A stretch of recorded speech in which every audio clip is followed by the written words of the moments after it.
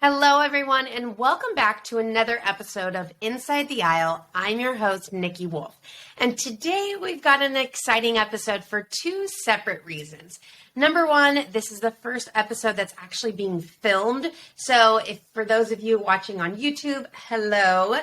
And the second thing is we are going to pull out another segment of the show. So for those of you that have followed along so far, we've had educational talks. We had an expert guest on the field, Heather Olson from GEMS. That was an incredible episode. And we will continue with that education route and with bringing on the expert guests. But another section that I wanted to include, because this is a wellness channel, is doing something called the Coach's Corner.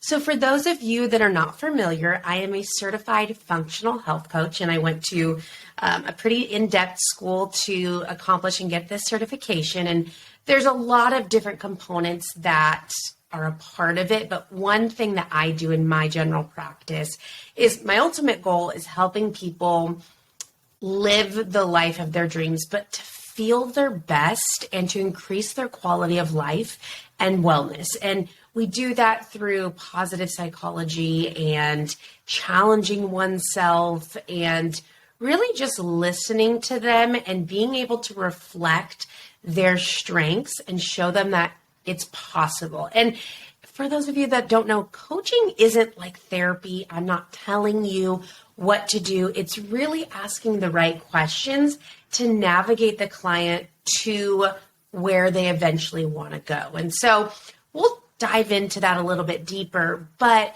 what I wanted to focus on today was specifically getting comfortable in the uncomfortable. And that's truly where the growth happens. It is not a fun place to be, but when we can practice and create a habit of getting comfortable in the uncomfortable, then it becomes a lifestyle. Then it becomes easier. And my husband likes to call it mental calluses. And I don't know if that's from,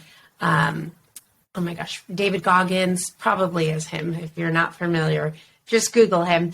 But he talks about mental calluses. And let's, build up that resiliency in our brain so that we can better overcome trauma and hurdles that will happen in our life. It is not a matter of when it happens. It's generally it's not a matter of if it happens, it's generally when it happens. And so building that resiliency is going to help us achieve a greater, happier, and more fulfilling life. And so where I kind of wanted to shift this is I do want to do a little shout out. Samantha Boardman is a medical doctor. She came out with the book, Everyday Vitality. I could not recommend this book more. I actually listened to it free on Libby. Check out Libby if you haven't looked yet. It's like a free Audible. I don't know if I can say that on here, but let's hopefully I don't get in trouble for that. But it's incredible. And so you just have to have a library card and connect your information to there and you can download books. And so it's really neat. I listened to it on there, became obsessed with it, and I had to buy it physical copy so that I could just highlight and read through all of it. It is such a resource for in creating a vital life. And so what does vitality mean? And Samantha kind of speaks about it's the sense of physiologically, psychologically, and physically being up to a task. It's not in your head. It's something that's generated by deliberate actions. And what she does is she breaks vitality into 3 different parts, or more so, you need to do these 3 things in order to create vitality in your life. And I love these so much. And I think she calls them like the 3 C's. So that's an easy way to remember it. And I have it on my whiteboard over there so I can always remember. So the first one is having meaningful connections with others. So not just like a quick text, but you guys know, meaningful connections. So really engaging in conversation, truly caring about the other individual, whether it's a stranger or whether it's somebody that you know. Having these meaningful connections in your life is going to increase that vitality and that sense of well-being that, again, can help overcome anything. I think it was Andrew something or other, I can't remember who it was, but he quoted that depression is not the opposite of happiness. It's the opposite of vitality. And I thought that was so fascinating that it's not just mere happiness, because happiness can be fleeting, but vitality can be there even when hurdles and trauma arise. And so building that resiliency and strengthening those mental calluses is going to set us up for a better future. So the first pillar, or the first component of creating a vital life, is meaningful connections with others. The second one is engaging in experiences that challenge you. And that's really what we're going to focus the episode on today. We'll dive into that in just a second, but I love this one. We'll just kind of come back to it. But the third one is contributing to something beyond yourself. And maybe we do a separate episode on each of these. You let me know if that's something that might interest you. But contributing to something greater than yourself. Maybe that's volunteering. Maybe that's, helping others around you that normally you just wouldn't give that time or energy or even money. Doing something like that creates a bigger sense of purpose in this world. And so I really love that one. But what we're going to do today is we're going to focus on the challenge part. So engaging in experiences that challenge you. And again, think of those as creating mental calluses. And I like to think, we could separate this into two different spots of like physical challenges and emotional challenges. And we're more going to focus today on emotional. But think about this. We live in a day and age that craves comfort. Everything we do that can reduce pain and discomfort is what we will pay so much money to achieve this type of lifestyle.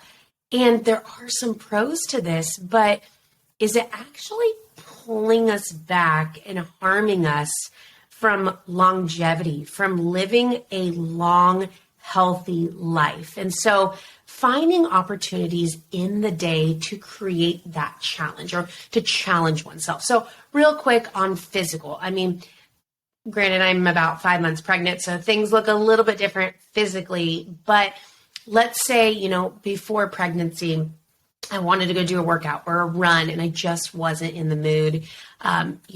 That is an opportunity to challenge myself of like, okay, can I push myself to get through this? Maybe it's even as simple as you're laying in bed and you don't want to get up. Challenge yourself to get up, because every time we go through that hurdle, we're building that resiliency, we're building that strength. And ultimately, it's overcoming those hurdles is what gives us the satisfaction. It's not even when we actually accomplished it or done it. It's the overcoming part of beating whatever that roadblock was in the way. And so really kind of finding opportunities to get comfortable in the uncomfortable. And what we're going to kind of shift to is the emotional component of that. And that's something that has been a big role in my life. Maybe the past 10 years.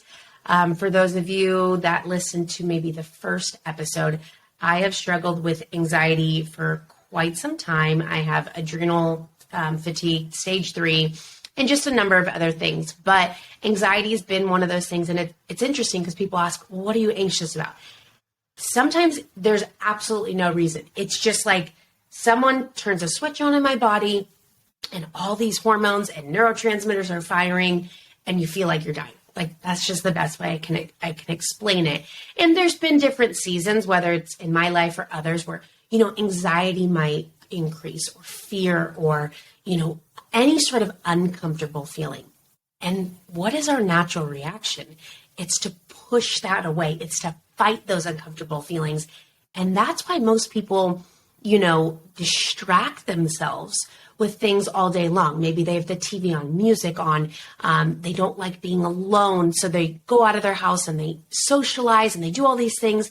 And at the end of the day, when they're laying in bed and they finally turn off their TV, if they turn off their TV, I do know a lot of people who fall asleep with their TV on.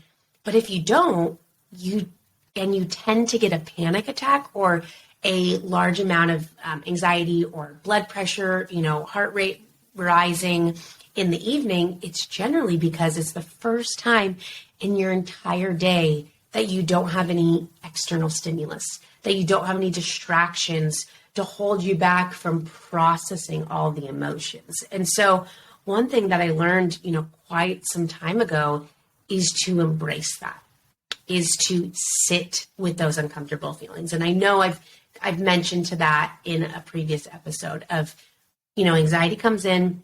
Hey, I see you, anxiety. You can stay in the room, but you're not going to have a seat at my table. You can sit in the corner. And it's that resistance when we're like, oh my gosh, no, you need to get out. This is not okay. Like, I should not feel like this way. That is what intensifies the anxiety. But when we can just let it be and just take a deep breath and understand that not every single day is guaranteed to be beautiful and peaceful and at ease.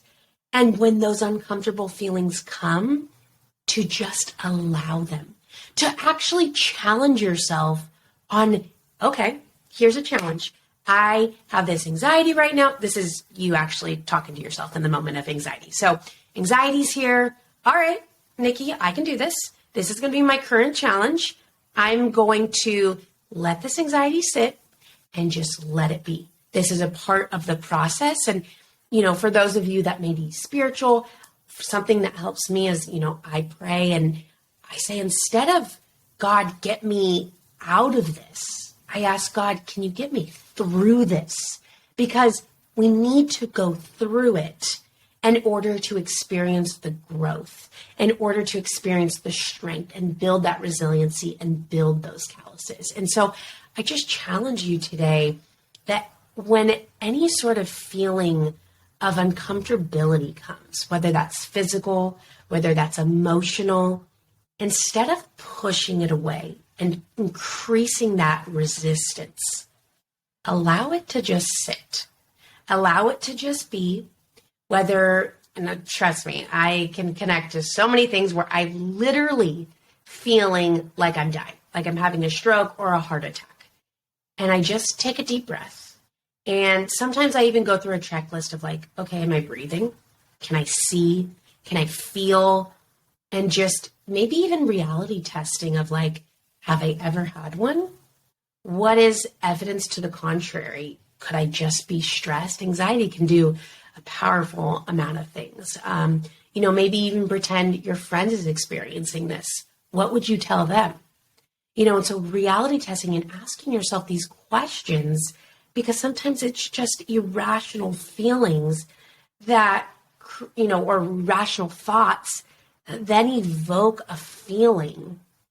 And that feeling might be fear, and that causes us to do something. And so when we can ask ourselves these questions to really change the narrative of that initial thought, if the thought was, I'm having a heart attack, and you get fear from that, how else can we shift that thought? Could it be, I'm just really anxious right now, and it's going to be okay?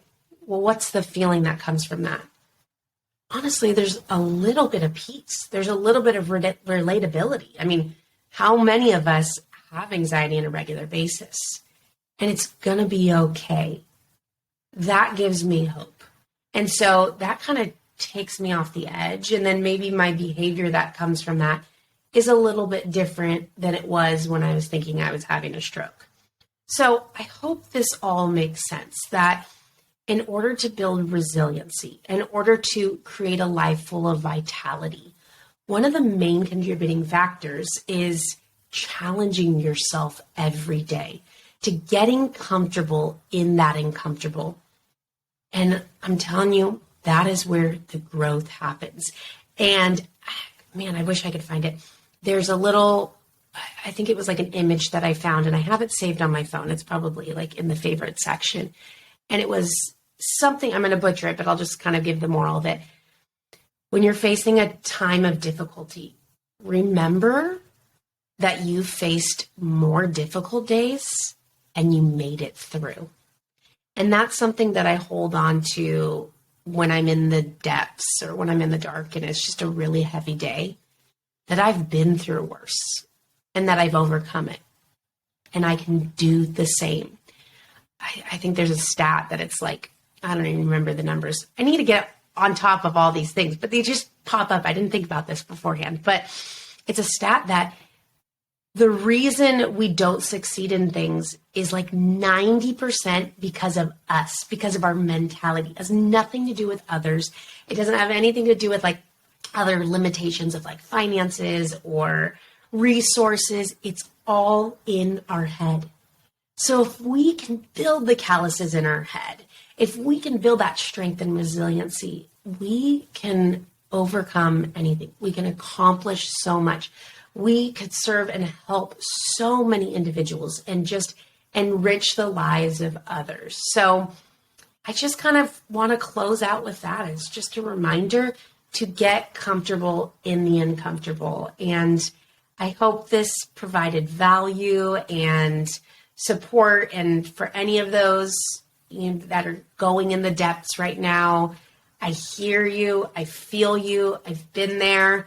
I will continue to be there. And we all will. Life is quite a journey. And some days you're going to be thriving. And then the next, you feel like you're barely hanging on. And that's just a part of this life and making it through. And no matter what, we can. So I hope this was helpful. And, maybe the next few episodes, we can dive into the other two components of living a life full of vitality. So until next time, guys, I will talk with you soon. See you later.